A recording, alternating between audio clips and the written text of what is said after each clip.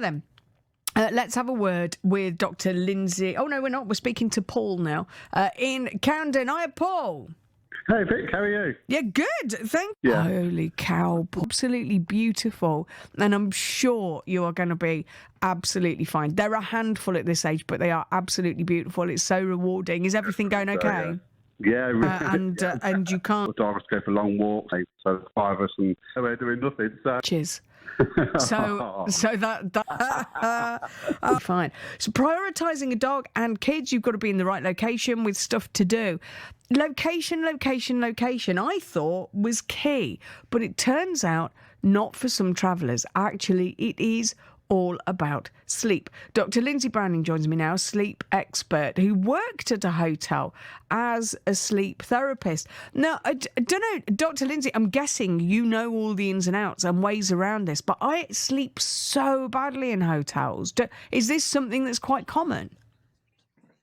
There's a couple of two different types of people. There are people who, when they go to a hotel, they sleep worse, like yourself, because you don't have your own pillow, you don't have the mattress that you're used to, maybe the curtains aren't very good, it might be noisy. But for other people, they're getting away from their normal environment, being at home where they're stressed, they might be working at home and actually going somewhere else. You might get an upgrade in the mattress compared to your home. You might get better curtains. Maybe at home you don't really have curtains even. So there are sort of two types of people.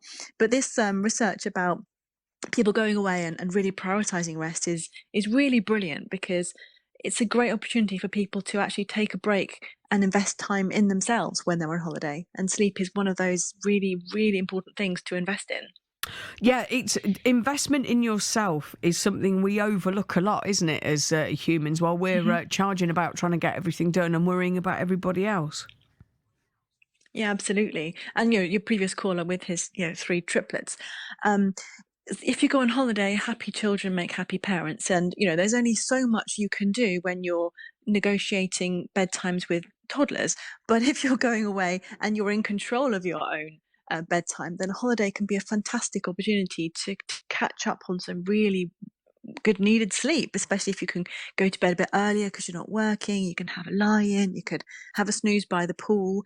And when I was at this hotel working there for a month as their sleep expert, we ran sleep sessions during the day to teach guests relaxation strategies, to do one-to-one consultations, to sort of, just like you might see a nutritionist on holiday or a personal trainer and get a one-off session to get some tips about how to get fit for the rest of the year.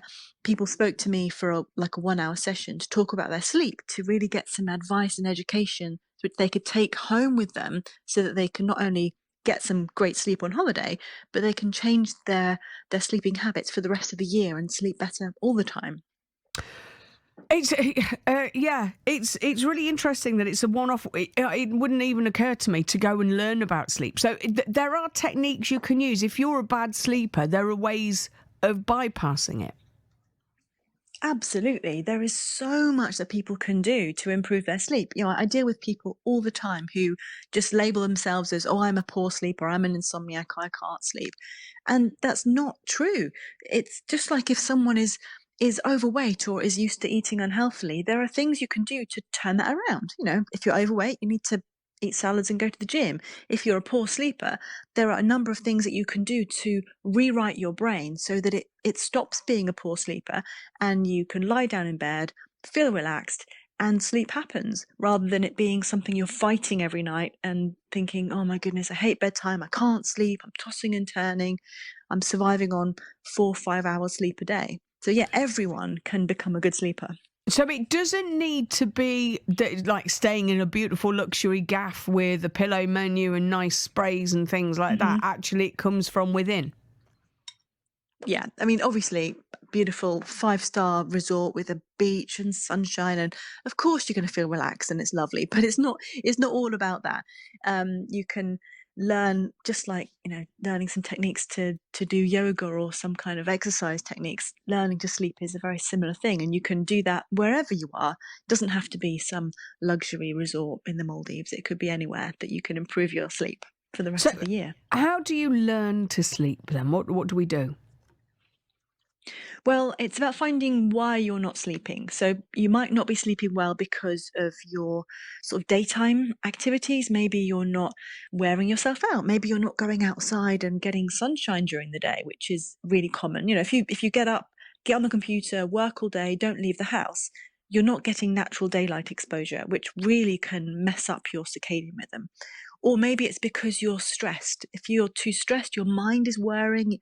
You can't switch your brain off at night, and then you won't be able to sleep because your brain's just thinking about all the stuff you should have done, could have done, should have done better during the day. So it's about improving your sort of daytime so that you're ready for sleep, and giving you techniques and tools so that you can calm that busy mind, so that when you lie down, your brain is just like, oh yes, let's go to sleep, rather than trying to multitask and write to-do lists in your head at 3 a.m. Trying to calm my busy brain is a mammoth and monumental task. But it's interesting to know it's not just about the location, it's also what's inside you. Thank you so much, Dr. Lindsay Browning.